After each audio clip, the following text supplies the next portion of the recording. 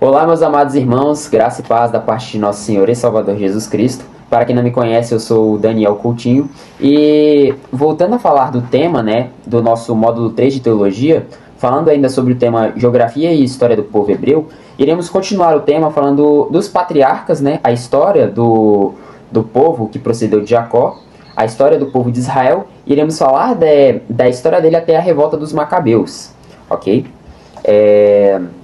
Lendo aqui o tópico na página 48, falando sobre os patriarcas, diz o seguinte: o período patriarcal começou com Abraão, filho de Terá. Abraão tinha 75 anos quando saiu de Harã, e provavelmente entrou em Canaã com 80 anos. Tinha 86 anos quando gerou Ismael, filho de sua serva Agar. Quando Sodoma foi destruída, Abraão tinha cerca de 99 anos e contava com 100 anos quando gerou Isaque, filho de Sara, sua esposa legítima.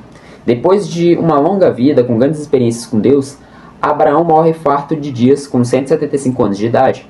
De Abraão descenderam Isaque e Jacó em Canaã, e Jacó descenderam as 12 tribos, isto é, os 12 patriarcas que formaram as 12 tribos de Israel, nome que Deus escolheu no Vale de Jaboque, em Gênesis capítulo 32, versículo 28. Então aqui está contando a origem, a fonte do povo de Israel, vem do primeiro patriarca, que é com Abraão.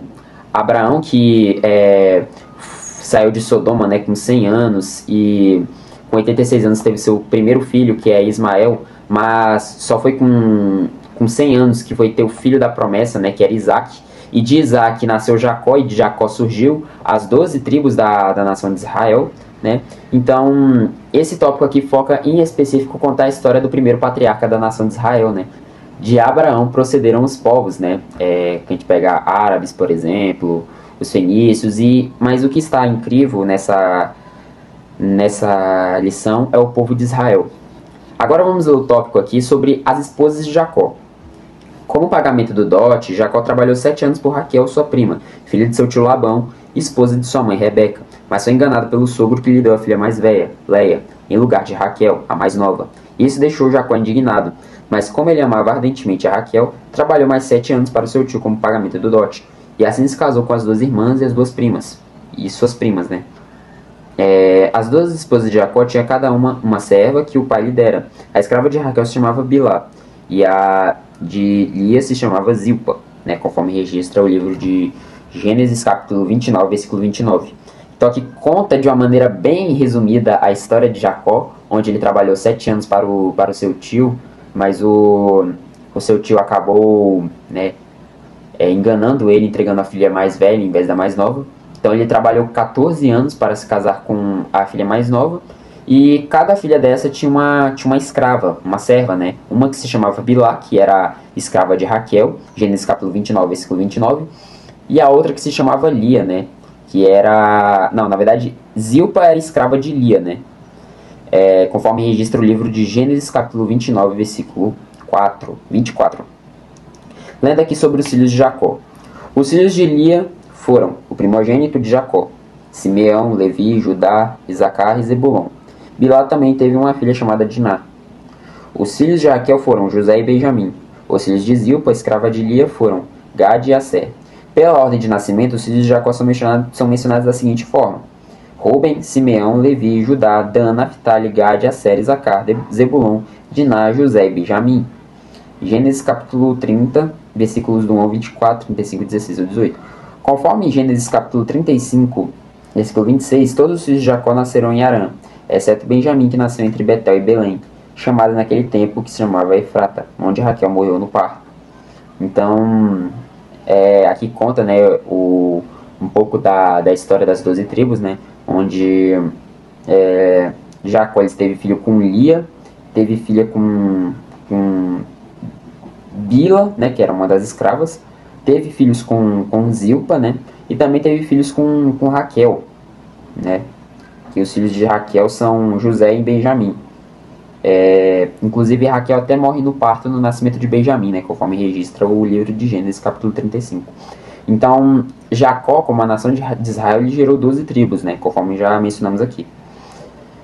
E vamos ler aqui agora o período dos juízes, tópico falando sobre os juízes.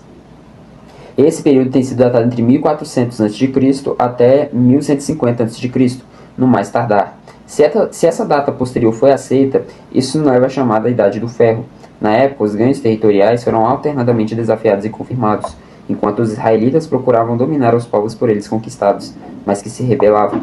A fé dos hebreus consolidou-se em torno da adoração ao Senhor, embora os períodos de apostasia.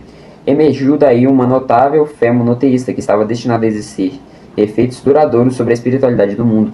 Então, contando de uma maneira bem resumida o período dos juízes, né, que se encontra após o livro de Josué, né, contando um pouco sobre a história de juízes, né, conforme relata no livro, relata que Israel estava vivendo de um período de muita apostasia, né, onde passavam um juiz, eles se entregavam à idolatria, e o período dos juízes, né, conforme relata aqui, entre 1400 a.C. e 1150 a.C., esse período passou no período da história chamada Idade do Ferro, né? E nesse período dos juízes é que surgiu uma fé monoteísta muito forte, né? Que entrava em contraste com o que o povo de Israel vivia antes, né? Em imensa apostasia. Agora vamos falar aqui sobre os reis de Israel, página de número 49 do nosso módulo teológico. Vai dizer o seguinte: o período dos juízes terminou com o início da monarquia israelita, iniciada por Saul. A monarquia adquiriu maior ímpeto com o rei Davi e atingiu o seu ponto culminante de glória com o rei Salomão, filho de Davi. A partir de então, as datas podem ser fixadas com exatidão. A era áurea de Salomão fica entre 961 e 922. Nesse tempo, Israel atingiu o máximo de sua extensão territorial, e Salomão desfrutou de um período pacífico, próspero, que ele usou para impressionar os países em redor. No entanto, após a sua morte, a unidade da nação viu-se quebrada, tornando-se o norte e o sul, países distintos de Israel e Judá. Então aqui conta, né, um pouco de uma maneira bem resumida também, que após o período dos juízes, né, o rei Saul foi constituído rei, mas visto que Saul não foi obediente ao Senhor, né, ele acabou sendo retirado do seu reino pelo próprio Deus, né, e foi imposado assim, né, depois de um longo tempo, após Isbosete reinar, Davi foi imposado como o rei supremo de Israel. E desse rei viria a linhagem dinástica do povo de Israel, né, dos reis de Israel. E de Davi veio Salomão, que alcançou o máximo da expansão territorial para o estado de Israel. Mas com o filho dele, Roboão, sabemos que a história não foi bem essa, visto que até o próprio reino acabou se dividindo em dois países, isto é, Israel e Judá. Continuando ainda, falando sobre o cativeiro assírio, vai dizer o seguinte, né? A nação do norte, Israel, cuja capital era Samaria, chegou ao fim quando os assírios, sob ordem de Sargão II, destruíram praticamente tudo ali, levando sobreviventes para a Síria.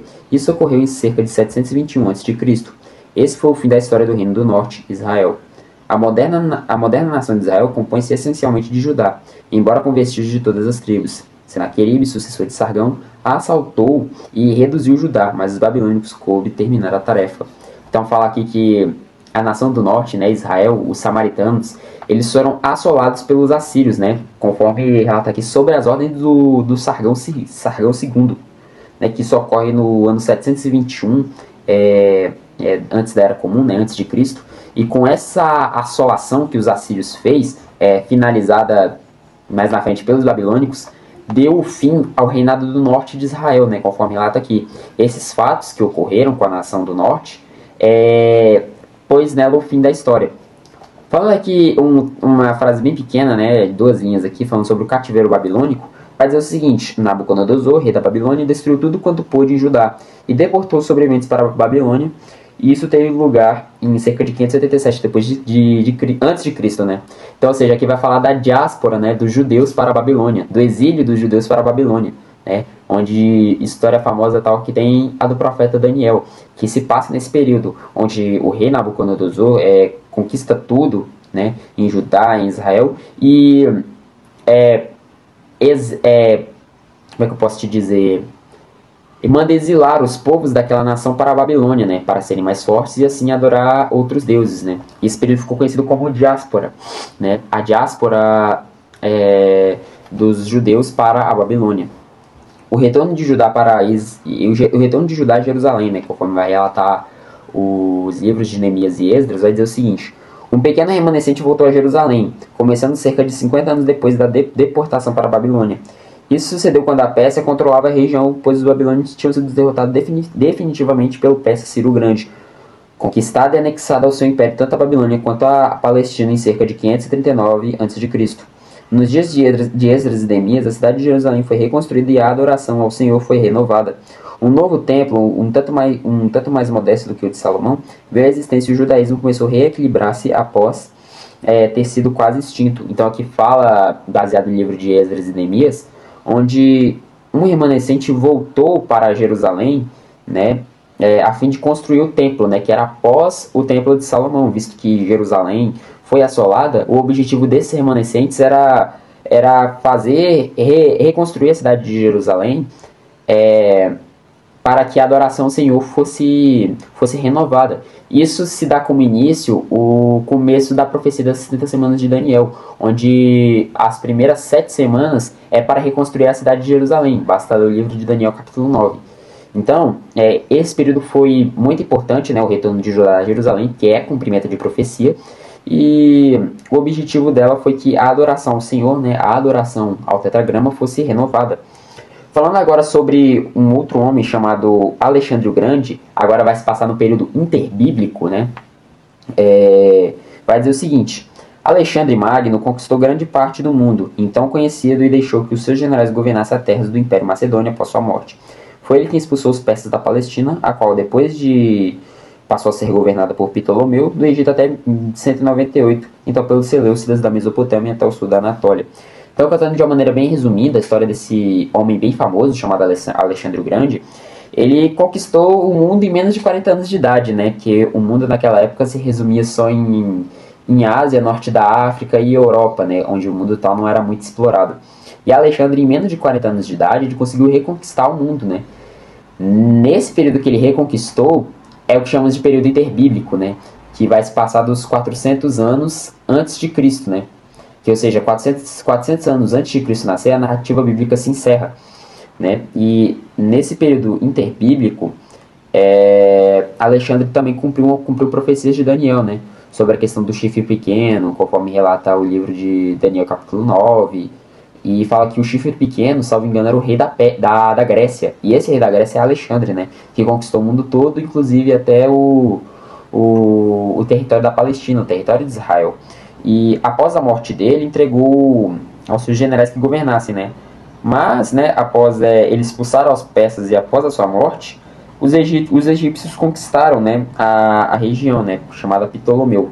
Então, Seleucidas da Mesopotâmia e pelo sul da Anatólia, né?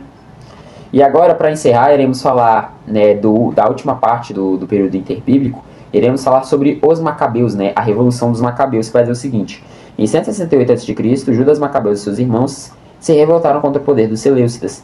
Antíoco Epifânio IV havia tentado helenizar o judaísmo, e isso criou mais agitação do que alguém seria jamais capaz de controlar. A liberdade religiosa dos judeus foi obtida após muito derramamento de sangue, em 168 a.C., mas essa independência foi mantida apenas pelo espaço de 69 anos. Então, para conhecermos mais sobre a história dos Macabeus, existem 2 livros que contêm apenas nas Bíblias católicas, tá bom? Que é os livros de 1ª e 2ª Macabeus, né? Que lá conta melhor a história da Revolução dos Macabeus, né? Onde Antíoco Epifânio, né? Onde ele profanou o Templo de Jerusalém, aspergindo um porco, né? No altar do templo, fala que ele tentou helenizar o judaísmo. E isso foi um completo bezerro de ouro, digamos assim, porque os judeus não aceitaram isso, né? Então, para conhecermos mais sobre a história dos Macabeus, eu recomendo ler os 2 livros sobre o tema, né? O primeiro livro dos Macabeus e o segundo, para pelo menos entender, não levar como base doutrinária, mas para entender como é que funcionava a Revolução dos Macabeus. Próxima aula, iremos falar agora sobre o período pós-período interbíblico, né? Iremos falar sobre a Era Romana, né? Que começou um pouco antes, e a partir daí já vai começar o período que chamamos depois da Era Comum, isso é, depois do nascimento do Cristo. Então eu vou ficando por aqui, espero que vocês tenham gostado, que Deus os abençoe em nome de Jesus. Amém.